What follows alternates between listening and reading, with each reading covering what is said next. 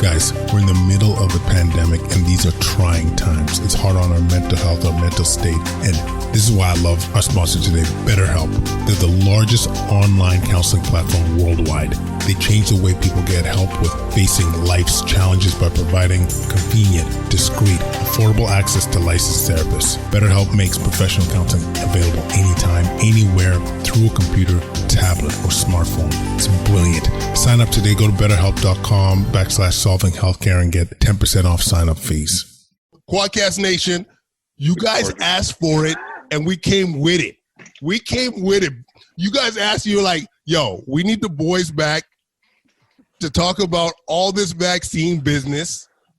And lo and behold, we got Dr. Isaac Bogoch and we got Dr. Sumon Chakrabarti in the mix. And you know what? It's been this kind of day that it's coming straight out of the bottle today. What do you got? What do you got there? I don't know. It's like some, I'm sure it was $8 somewhere, but it's California. Ooh, vino, la-di-da. Look at this guy. Yeah, I'm bougie like that. Bougie like that. So, couple housekeeping things. I need some Grey Poupon. Do you have any? Oh my God. Okay, so couple of housekeeping things. If you want any links to the podcast, just type in NL and you'll get a copy of our newsletter, most up-to-date podcasts, our upcoming podcasts, just all the info you need to do to stay on point. Next, I got to give an individual shout out to Florence Rossiter, who I just found out via my kids' hockey team is our biggest fan. So just wanted to give a shout out to Florence, and your kids are amazing hockey. Your grandkids are amazing hockey players. Okay, what else do we got to touch on? Oh, Solving Healthcare. We got our latest shop. You already see the merch, like this.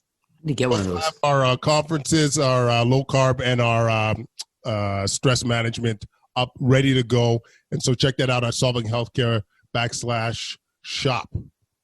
Okay. Now it's time to dance, okay? There's a couple things that we are here to talk about, gentlemen, and I got to get this one out of the way. I said we won't talk about this for more than 8 minutes, but Ontario is proposing, or I don't know if it's official yet, but there's tons of media sources saying that we are potentially moving into another lockdown throughout the province. Not regionalized, but throughout the province. I'm going to start with Sumon Chakrabarti. Any thoughts towards this potential announcement, my friend? Yeah, so this is the thing, and Isaac's heard me say this a million times, that what I've kind of likened these lockdowns to, I think, obviously there's a place for them. I think that especially when you're getting to the point where the cases are really starting to increase, you can't keep them under control with your contact tracing on the ground. That's what you have to resort to. But putting further lockdowns, especially in places like Sarnia, places that are really far away from all of this, it seems like trying to squeeze that last drop out of an already squeezed lemon.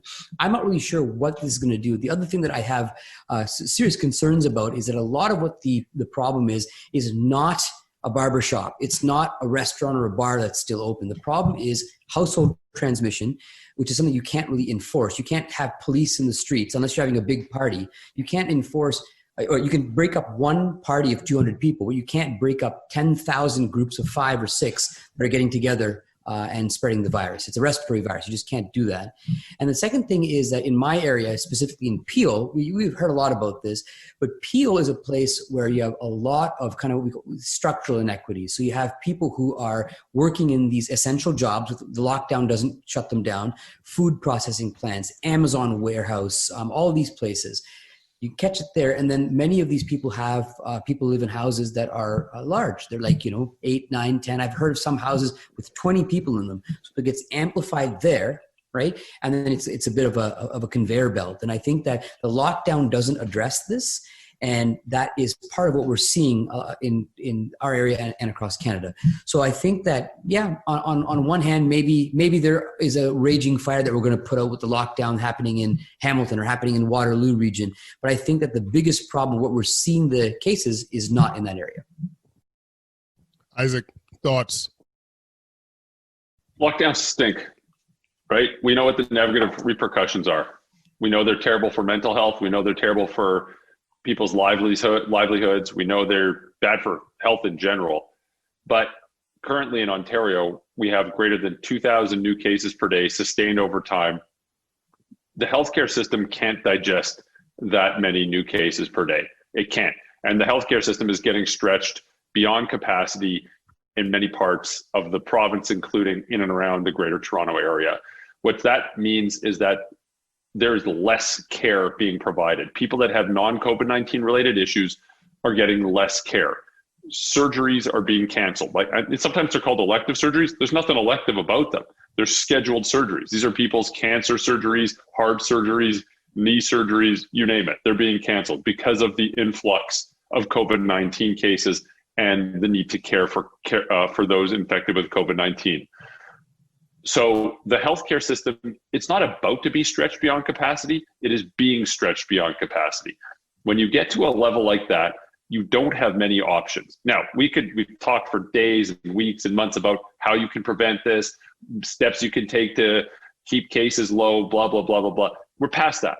Once you get to this degree of community transmission, you have fewer and fewer and fewer options to keep this under control. But what you can't have is a scenario like New York, Houston, Northern Italy, Wuhan, where your healthcare system completely crumbles. And not only do you get a significant number of deaths related to COVID-19, but you also get a significant number of deaths and disability related to non-COVID-19 related health issues because your healthcare system is not functioning. As much as I hate lockdowns, and I really don't like lockdowns much like anyone else for the reasons I've mentioned, unfortunately, I think that's the last card you can play. And they've got to play that card. And it stinks, but they've got to play that card. Here's the other thing. While this is happening, you've got to deal with exactly what Sumon mentioned, the underlying drivers of infection in your community, right? If you don't deal with the upstream issues that are causing your cases, once you release this lockdown, you're going to just have another cycle of lockdown after lockdown after lockdown until vaccines have rolled out wide scale and you've actually been able to prevent this. So do the heavy lifting, deal with the upstream effects, which was exactly what Sumon pointed out. These are harder questions to address because a lot of these are tougher questions. This is related to like a lot of the inequities that we have in Ontario. And once if you can deal with them, I'm not going to say you can just deal with them, but at least you can start to address them. And then, once you boost also your test, trace, isolate capacity, blah, blah, blah. We've talked about this a billion times. And then, when you ultimately lift this lockdown, you'll be able to keep your R value below 1, and you can still have a declining number of cases that'll merge seamlessly with vaccine rollout. Bada boom, bada bing, we're out of the pandemic. No, I guess just because realizing that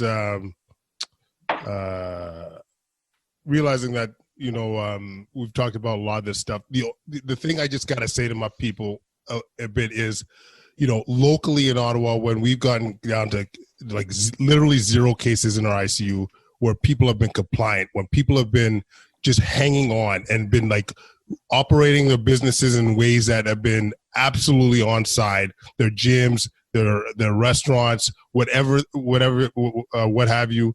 And we're going to tell them that that's not enough. And especially in an area where, we were never overwhelmed. And I know there's going to be a lot of places within Ontario that feel the same way. And we're going into a holiday season, and these are times where, mental illness is at its worst.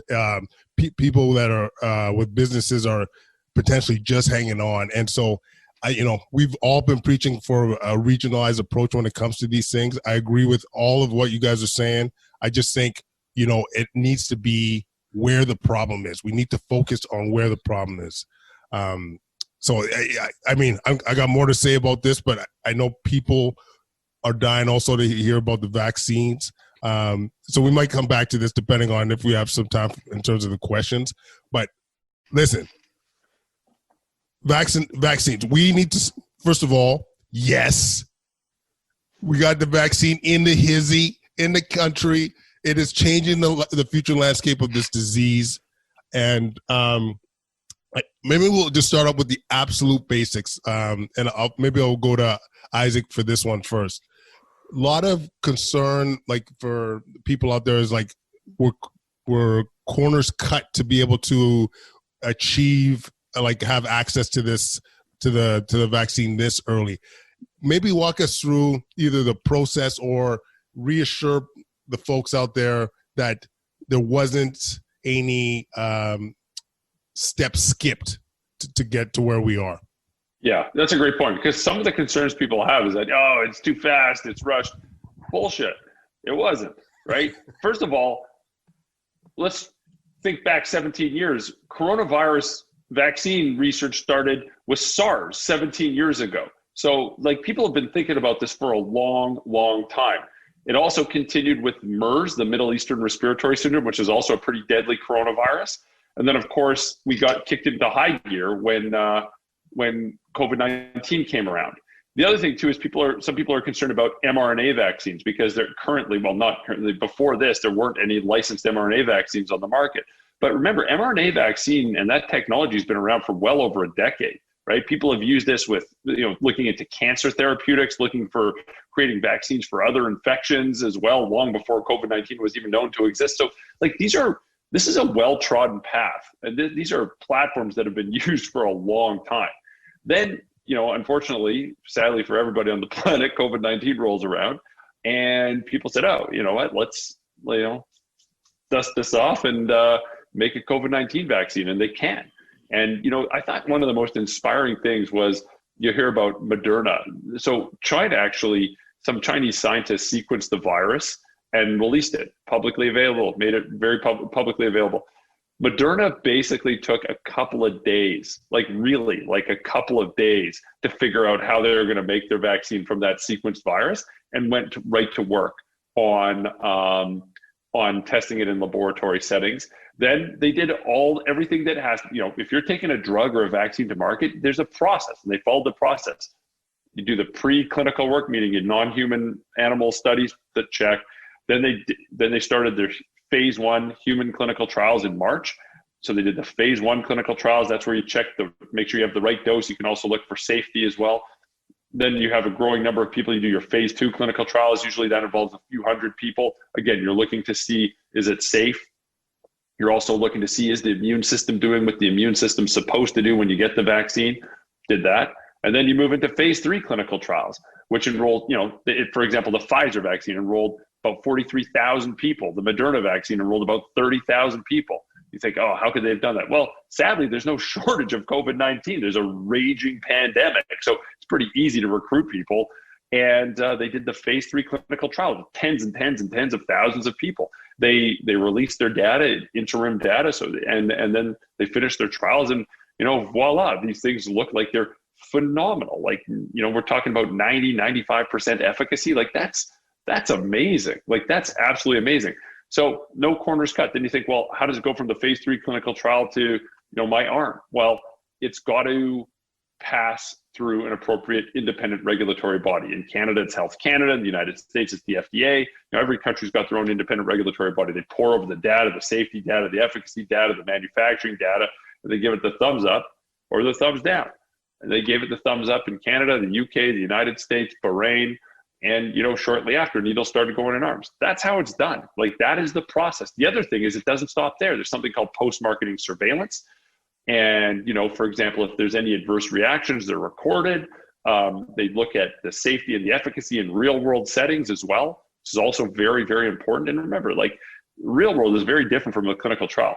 You measure the efficacy in a clinical trial, but that's like under ideal conditions. And then you measure the effectiveness, not the efficacy, effectiveness in real world settings. It's not going to be 95% effective, but it'll probably be, even if it's somewhere anywhere close to that in the real world setting, we'll be doing something tremendously good. So, this is pretty impressive. And people say, well, if it's so good, are you going to get it? The answer, if you look at any healthcare provider, look online. Every healthcare provider who's got the vaccine is like posting selfies on Facebook. They're like, yeah, I got it. So yeah. We trust the science. We believe in science, and the vast majority of us are going to get it when it's our turn. I can't wait, but I got to wait my turn.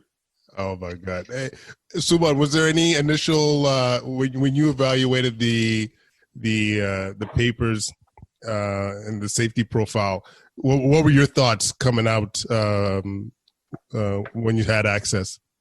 Yeah, I mean, obviously you want to look at the data yourself. And I had the same impression that Isaac did. I mean, this looks good. They were very transparent about it, and I think that's the big thing there. When you look at what's happened in the past year, it's just that if you actually look at a lot of what actually causes the delays or the duration of time in a normal clinical trial under normal circumstances, a lot of it is not the actual clinical part of it. It's, first of all, getting enough patients, which is very difficult with a lot of other conditions, not with COVID-19. You have all these resources that are being poured into this effort all at once.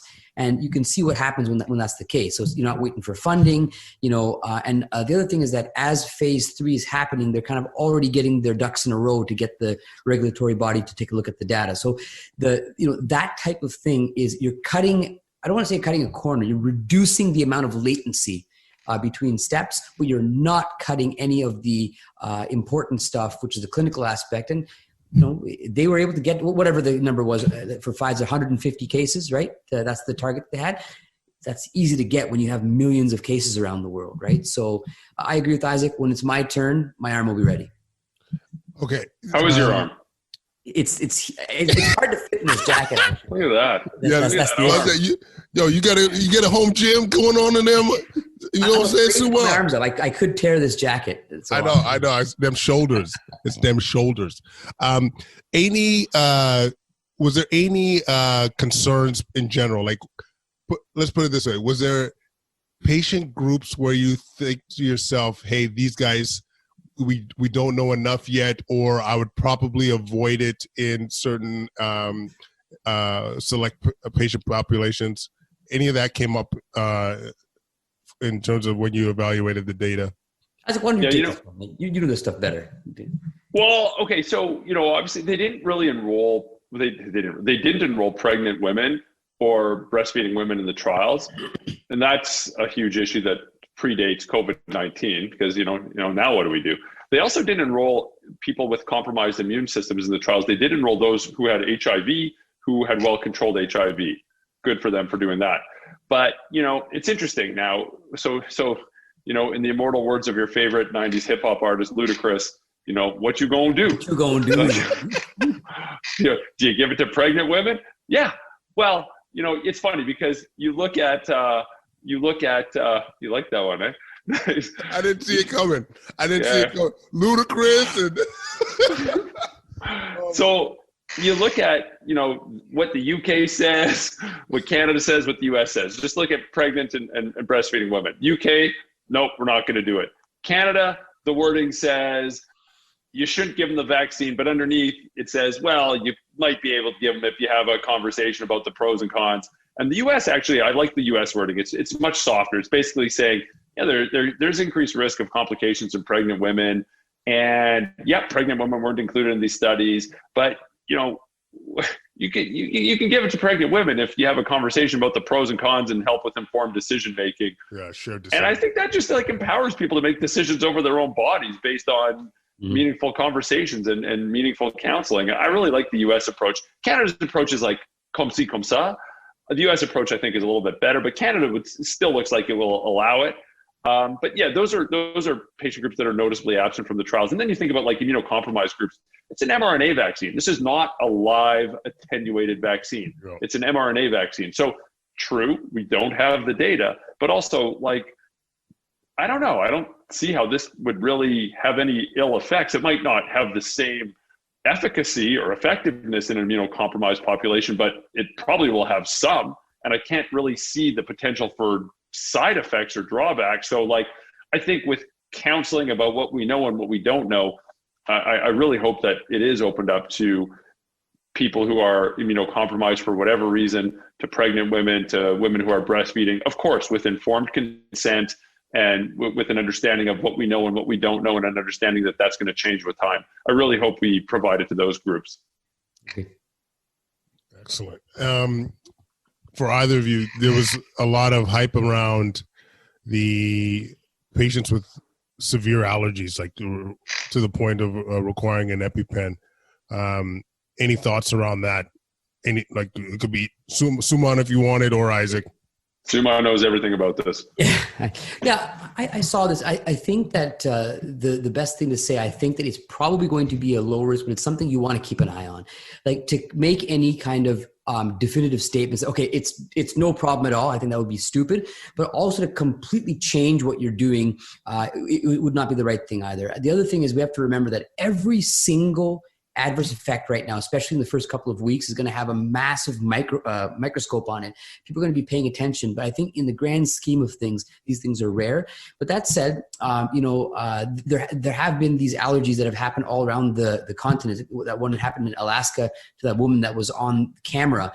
And these types of things, unfortunately, play in people's minds, right? But I think for the most part, there hasn't been an obvious connection between something found. I think this was an idiosyncratic reaction.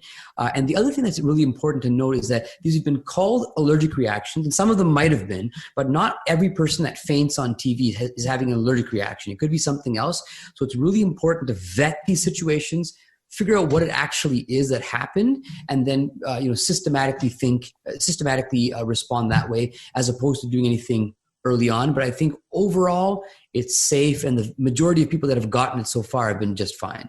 Yeah, no, it's a good point. The other thing that's been coming up frequently in the last 48 hours is this new UK strain that people seem to be concerned that the vaccine might be ineffective in terms of treating this new strain. Any thoughts towards that?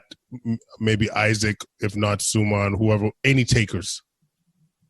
It's interesting. Let's look at what we know. Well, we know what the genomics look like, and that there's some changes to a part of the virus called the spike protein. Okay. We also know that that's the part of the virus that the vaccines really target. The big unanswered questions are, is this truly a more transmissible strain? Does this strain or variant, I'll call it a variant, does this variant cause more severe illness? And will the vaccine work on this variant? And the answers are, is it more transmissible? It might be. You've heard these, you see some publications say it might be up to 70% more transmissible. At the end of the day, we actually don't really know. It could be, but need more information. Mm-hmm. Does this cause more severe illness? Again, could be, but unlikely. It probably doesn't, but that's based on very limited data and based on the word of people who are working in that area. Will the vaccine work on this strain? I've spoken with a few virology friends and colleagues, and everyone seems to think that the vaccine should, keyword should, probably work just the same. But again, also an unknown. It's still an unknown. So basically there's more questions than answers, and it's hard to be overconfident and have definitive statements about this, because these are unanswered questions, but at least they're answerable questions. And for example, there's scientists at the Walter Reed Institute in the United States looking at vaccine efficacy with this strain. There's scientists in the UK looking at this very carefully. But while we're in this period of uncertainty, you're starting to see some countries, for example, in mainland Europe, halt travel. Canada actually just halted travel for at least a 72-hour period of time while we figure out what we're going to do. I think that's very reasonable to have an abundance of caution during this time, just to make sure that we have all the information and we know what to do with it. I think the other important thing to remember is Canada is very different than Europe, right? We have a mandatory 14-day quarantine. So for starters, travel is minimal. It's not zero, but it's minimal right now because of the significant restrictions that we have in Canada. So the volume of travelers is it's not nothing, but it's minuscule. And the second thing is all the travelers have to quarantine for a period of 14 days when they come to the country. Is it perfect? No, but it's also pretty darn good.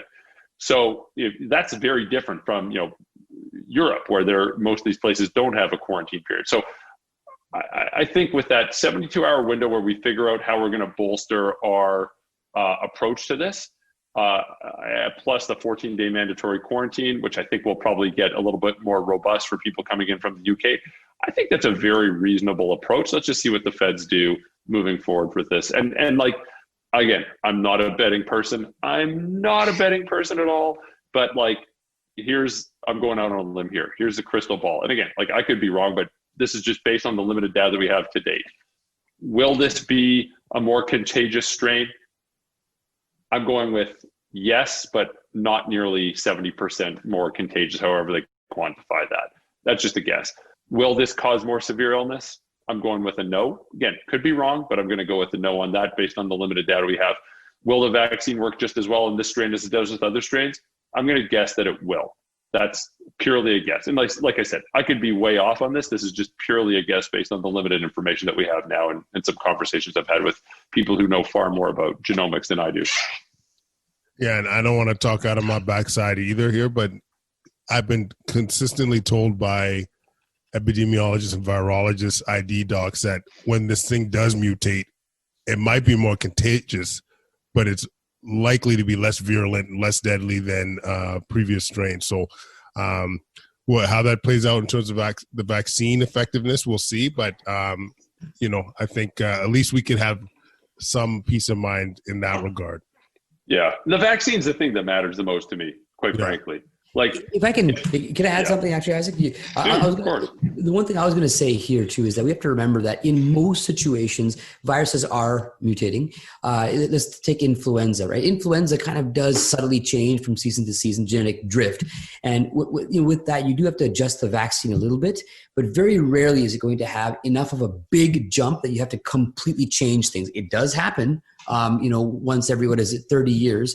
But the point that I'm trying to make is that even if this is a significant variant that's going to cause more contagion, I still think the vaccine is going to take us out of the pandemic eventually, and more likely this will be something like a seasonal thing. So we'll have coronavirus coming. We might have to adjust the vaccine. That's what a lot of people, it's not me saying this, a lot of people are saying that we're probably going to have to get vaccinated every couple of years, similar to influenza, not the same. That's my prediction. Fine. Exactly. Oh no. As long as we're not in this, I want to give you guys a hug. Okay. Yeah. The next time we're together, I want to give all of you guys. I want to maybe a little bit more than a hug, buddy. with them pipes and them shoulders. Oh yeah. I'm just saying. It is kind of funny that we've actually never met physically. Yeah, what's up with that? It's weird. Well, you live in Ottawa, right? Yeah. So there you go. So there's that. Oh. We have the world, man, virtual. Okay, I'll find them proper. Look at you all, Ottawa. Sumon's slumming it in Mississauga, and I'm slumming it in Toronto. Yeah. Here you are in fancy pants, Ottawa. Oh, yeah. Sorry. What do they call it? Kanata. It's funny. The region, I've been here 15 years. There's still some places where they talk about like Pembroke or something. I'm like, I have no idea what that means. I don't know. What's the snooty part of Ottawa? Like, in Hamilton, if you don't want to say you're from Hamilton, you say you're from Ancaster. Is that? Oh, he froze. He froze. Yeah, he froze. He's ripping hard too much into Ottawa there. It was the Ottawa gods, the Kannada gods.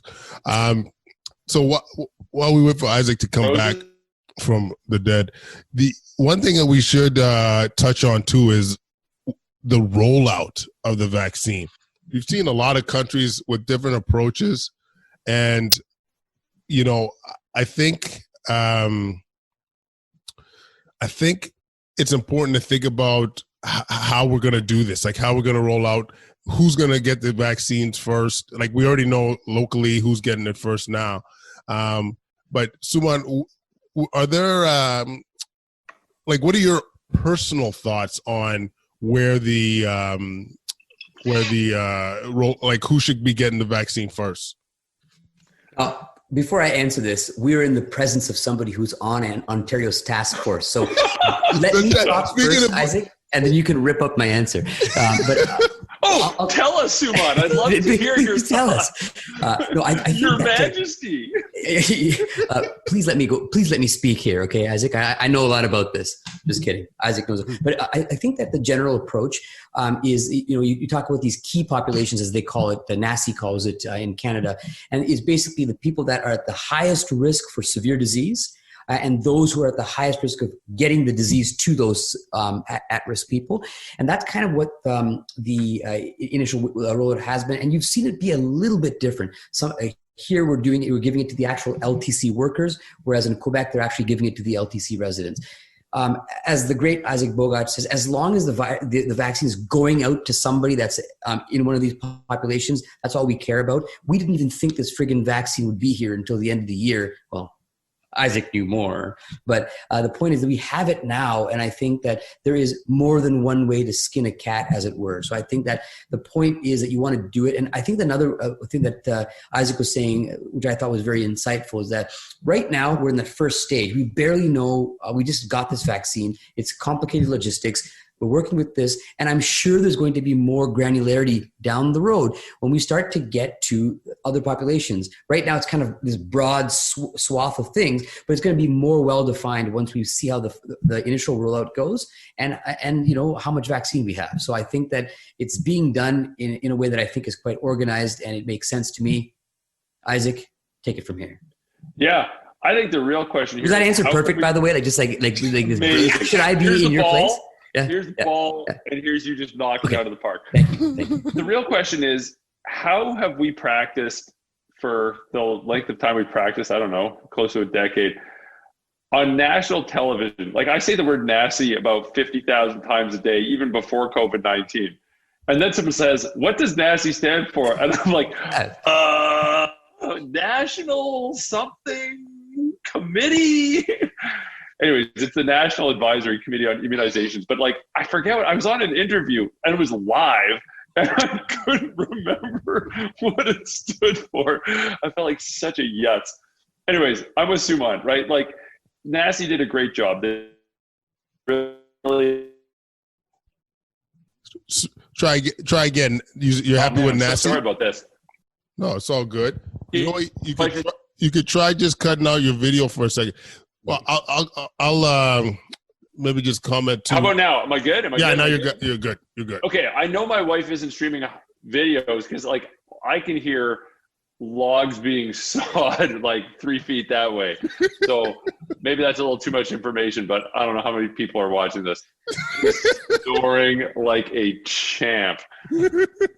9:42 p.m. Amazing. Oh, goes my night. And the divorce happens at 9:58 p.m. Eastern Standard Time. Okay, NACI did a good job. Prioritized the Indigenous communities, those who work and live in long-term care, frontline healthcare workers, and those over the age of 70. Smart. The provinces are in, no one really veered too far from the NACI guidance. They did a great job. The key thing now is getting access to vaccines. So we've got Pfizer. Problem with Pfizer, it's a bit of a pain in the butt to work with because it's really finicky. You can't really move it around all that well. Minus 80, blah, blah, blah. We've heard this a million times. But I think things will get a lot better in the coming days, maybe this week, when Moderna's approved by Health Canada. It's supposed to arrive about 48 hours after it's approved by Health Canada. That's a bit more sturdy, a bit more robust, only needs a minus 20 freezer. That's the one you're going to take into long-term care facilities and to bring to rural and remote and underserviced places. Sorry, Quadcast Nation. My boy Isaac's internet. I guess it's where's he at? Where does Isaac live? Is he in Mississauga or is he in? He's in North Toronto. Can you hear me? Yeah, turn your video off, actually, guys. See if that helps. Yeah, maybe. Yeah, Isaac, throw your video down for a bit until maybe we get some tight flow.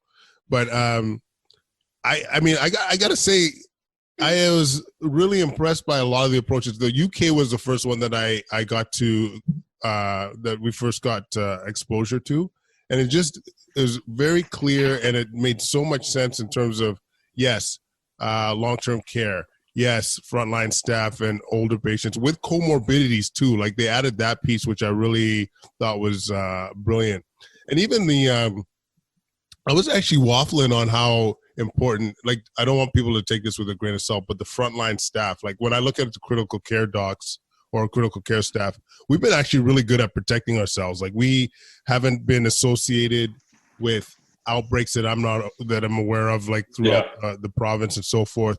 So, when I first heard, like, for example, Alberta was giving it to their ICU docs, my first inclination was like, really? Like, we're pretty well protected in our approach. But then, as I think Sumon mentioned, it's like the manpower issue. Like, they're getting drop kicked in the chest and in the eyeball, and you down a couple ICU docs or a couple RNs, like that's everything. So that's where I thought it made a lot of sense for the frontline staff. And also, I mean, it's not zero risk. Like, those are working on COVID units, those are working in ICU, those are working in emerge. So, I think what's going to be hard is who's next, right? Like, it's kind of low hanging fruit for the first group, but who's next? And like, you got to think about, paramedics, teachers, essential workers in like grocery stores and food processing plants, right? Like there's a lot of people who are at greater risk than the general community. Yeah. And I think it's important to really think broadly. Then you think even beyond healthcare workers, there's people who work in like homeless shelters or refugee shelters that are not considered healthcare workers, but they work there, and like that's an at-risk job, So I think we've got to be very open-minded thinking about these.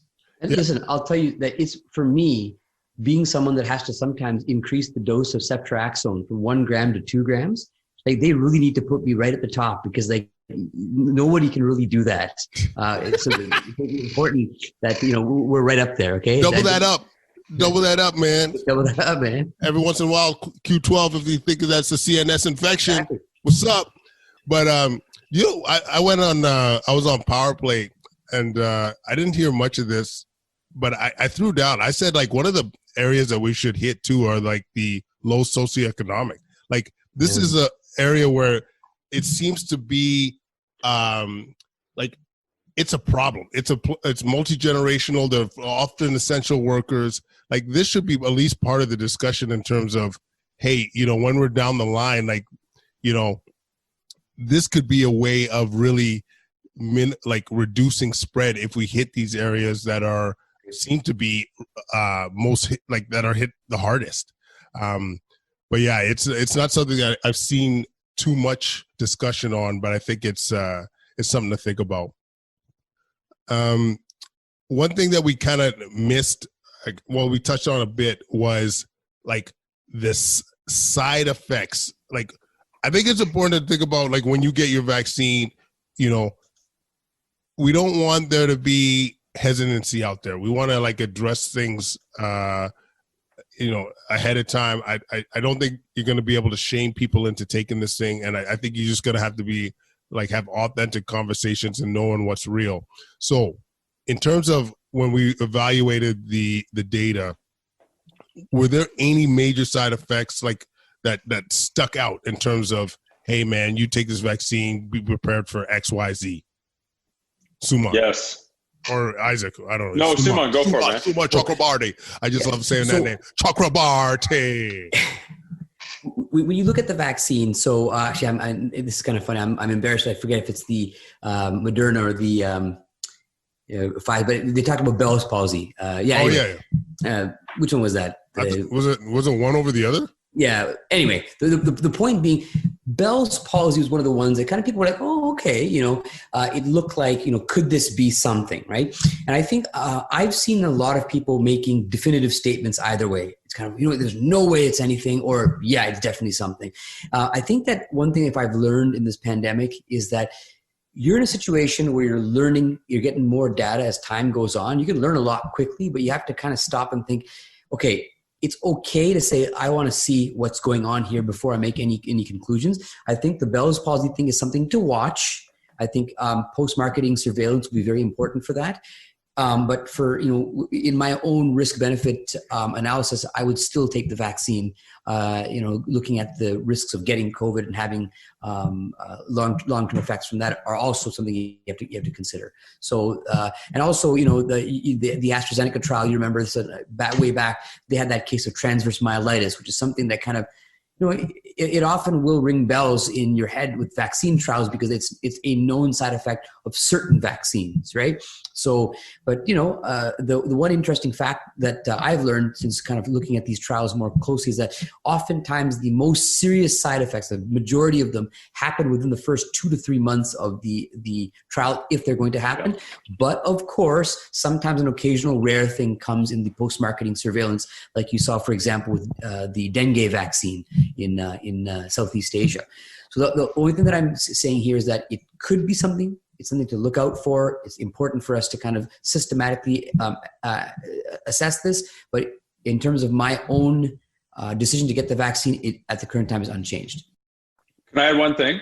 Yeah. If I don't freeze because I have like some brutal internet connection for some reason, I have no idea what's happening. You can still hear me? Am I good? Yeah, you're going. Okay. I think we need to do a good job in informing people that there are side effects, and they can expect, some people are going to have a fever. Some people are going to have body aches and pains and muscle aches and pains. Some people are going to feel a little crummy, the day after the vaccine. And, it's some people have a headache, for example. That's one of the more common side effects. Like, it's more common. It looks like these are more common than something like the influenza vaccine. And this is a 2-dose series. You might have it a little bit after the first dose. It seems to be even a little bit more common after the second dose. All this is your body mounting an immune response and you basically feeling that immune response that your body is mounting. But a lot of people feel something. And I think you just have to be open and honest and transparent about this. People have to know what's going to happen to them. They have very reasonable questions. We have to address these questions. Otherwise, if people don't know, they might get scared. They might think this is abnormal. They might not come back for the second dose.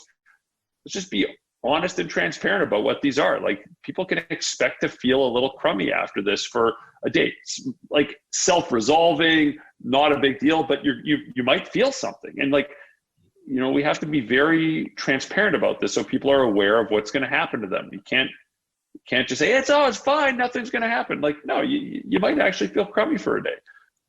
And it's going to happen again the second time you get the vaccine, a month, 21 or 28 days later, depending on the product you get.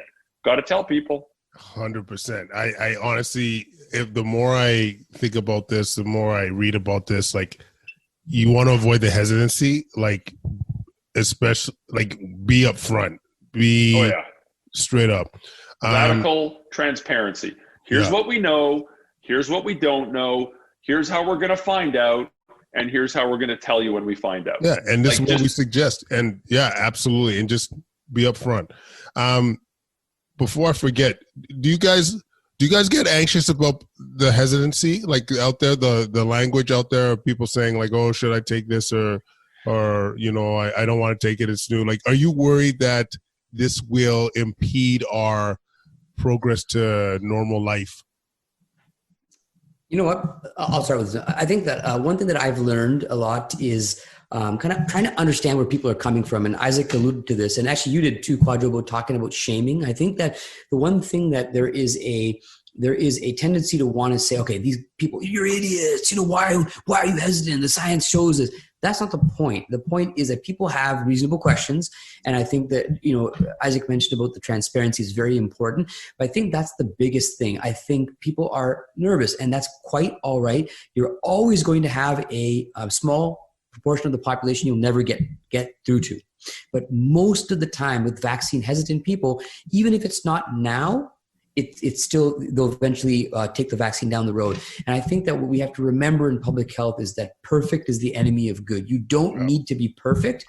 You just need to be good enough. And I think that it will be. Yes, there's going to be vaccine hesitant people, but I think eventually once they see things are pretty safe, the majority of people want to take it. They will. And I do think that we're going to get out of this pandemic. And vaccine hesitancy is not going to be, it's a hurdle, I think, but it's not something that's going to ultimately stop this. And I'm saying that very confidently, obviously, but I really do think that with the vaccines, it's one of our biggest tools against the virus itself. Yeah, I mean, it's comforting to see a lot of the surveys done in Canada, where about 70 to 85% of people are going to be accepting of a vaccine. Like, that's really good. That's really good. And when you talk about hesitancy, it's not a single group of people. It's a very heterogeneous group of people, right? Some people aren't going to get a vaccine. No matter what you say, no matter what you do, they're just not going to get it. And that existed long before COVID-19, and that's going to exist long after COVID-19. Then there's a lot of people who have like legitimate questions, concerns, and anxiety. And that's, like, who wouldn't? New virus, watch how this has brought the earth to its knees, new vaccine, people who are not in medicine or science or might not know the processes would say, well, that seems a little fast. I've been told that a vaccine takes 4 to 10 years to develop, and this took less than a year. So like, there's very real concerns and anxieties that people have. And we have to acknowledge that. We have to address that. We have to approach this with empathy. And I totally agree with what Sumon says. Shaming and blaming does nothing. It just further polarizes the situation. Like, approach it with empathy. Answer the questions. We got to be totally transparent about what we know and what we don't know, like we talked about earlier. But absolutely. And I do still think, regardless of the hesitancy, I along the lines of Sumon, I think people will see once a colleague, friend, they got through it with unscathed. Like, maybe they had the side effects that we're talking about, fever, chills, what have you, but their ears not falling off. Like, I think people are gonna start to have a little bit more faith in the process. You know what I'm saying? Did you see the president of Brazil? No. Talk about the vaccine, the head of state, and he's like, we don't know what it'll do. Maybe it'll turn you into a crocodile. And you're just like, oh shit. Oh my God. Well, there goes like a half of your population who's never going to get it. Like, what the amount of damage that a stupid statement like that can do is just profound. And go viral. And just go viral. Oh, pun not intended. I dropped this mic. I'm about to drop that mic. Wow, pow. I don't know what to say. The one thing that has come up before I forget, crew, is there's been a lot of questions I see pulling up here about vaccinating kids. So I don't remember if you cover. Are you aware that, are they planning on examining this in any future trials? And we'll start with that. Isaac, as far as you know, are they going to be looking at giving it to kids? So what we do know is that there are certain companies that are actually now doing pediatrics arms, either starting now or going to be doing it very soon. I think that's actually important because children, that saying goes, I'm not a pediatric doctor by any means, but the children are not just small adults. They have different doses that they need, a different interval. And sometimes even kids, like a kid that's 2 months old compared to a kid that's 11 years is a massive difference. And all these things have to be looked at. So right now, I think that I'm really bad with numbers, but I think that the actual trials contained people as young as 16, but they have kind of given, if you want to give it to somebody between 12 and 15 years of age, that should be okay. Below that, right now, we don't have good evidence, and it is being initiated and accrued as we speak. Isaac, I think you mentioned Pfizer has the one pediatric arm. AstraZeneca is putting one through too, I believe. Do you know more? I think Moderna is, though, as well. They're going to enroll as young as 12. And there's been calls from pediatric associations to really study this in younger populations. Yeah. It's interesting. If you look at the Canada guidelines, even though 18 and up were enrolled in the clinical trials, they're going to give it to people 16 and up. And then there is a provision that, with informed consent and blah, blah, blah, you could give it to 12 to 15. Am I frozen? You were for a second, but that came out. That statement came out. It came out fresh. I don't know what's going on. I'm really embarrassed about this. Sorry. No, it's all good. But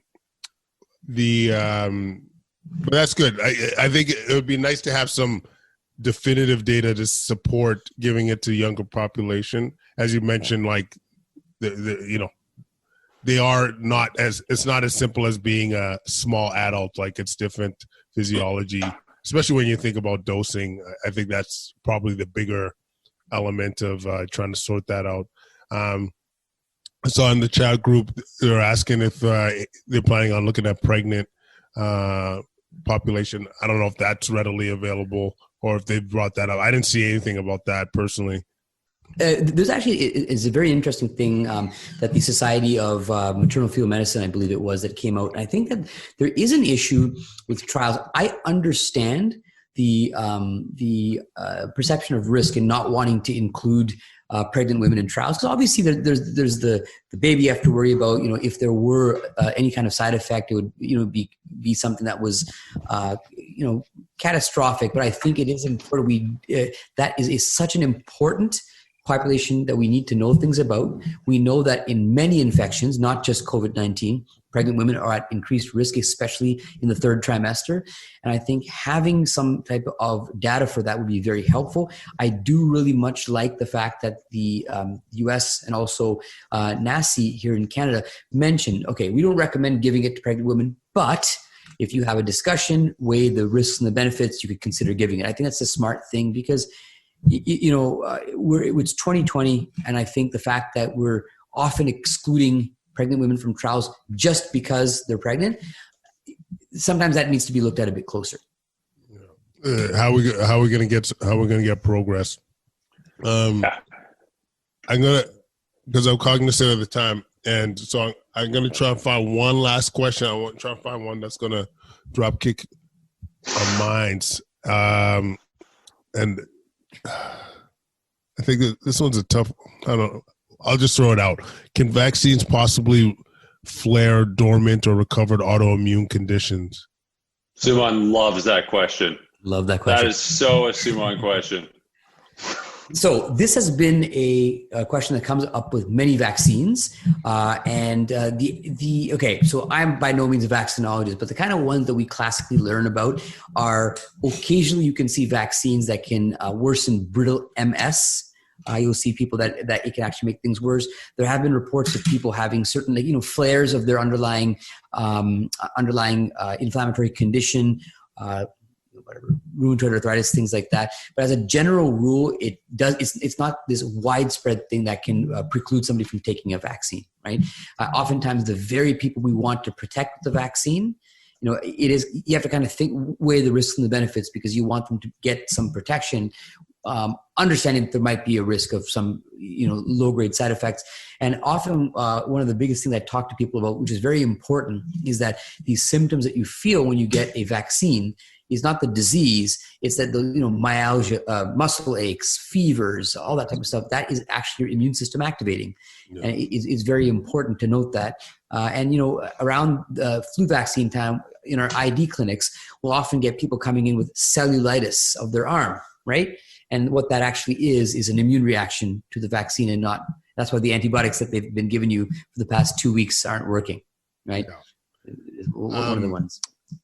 Okay, last one, because I like that answer. Last one for realsies. Where was it? Shoot. I'm going to pretend to freeze so I don't have to answer. Yeah, this one's for Isaac. Okay. If you got COVID-19 and lived through it, you survived it, what do you take the vaccine? Yes. Yeah. You hear a bit of debate about this, but like I would. Right? We know that there have been credible cases of reinfection. We know that those have occurred in as little as 4 months after the initial infection. And we know that those credible cases of reinfection are probably the tip of an enormous iceberg. So yeah, when it's your turn, if it was me, I certainly would. And, you know, you hear things like, well, maybe they should wait for others to get vaccinated. Okay, cool. But in all fairness, like protocolizing that would be very challenging. You're going to have to rely on individuals to do that themselves. Like, what are you going to say? Like, show me proof of PCR that you've had a prior infection so that I delay you X number of months to prioritize someone else? Like, I guess you could, but that would be a pain in the ass to do that over a huge population. I just say that most people who have recovered from the infection should get the vaccine. You know, that's probably the right thing to do. At this point, yeah, I would agree with that. Gents, as usual, this has been a slice. I've learned a ton. That's not true. I haven't learned that much, but I think maybe a lot of people out there have learned a ton.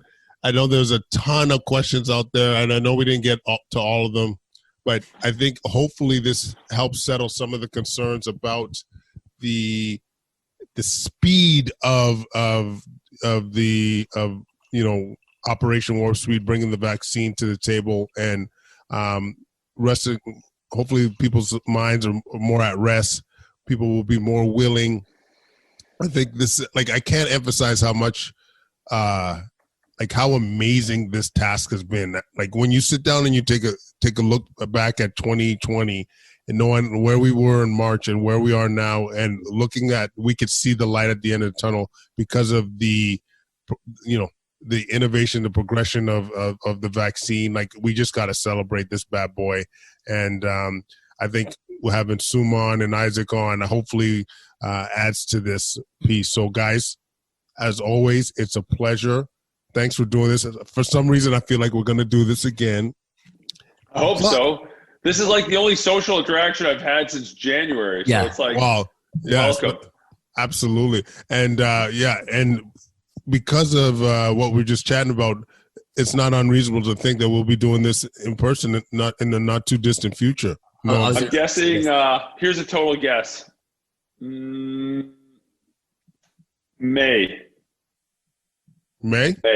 Yeah, it's funny because I get that question a lot on the media. Like, when do you think things will start to normalize? And I'm like, yeah,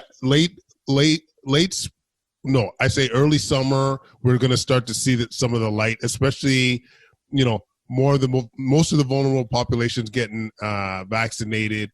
The seasonality component of this, and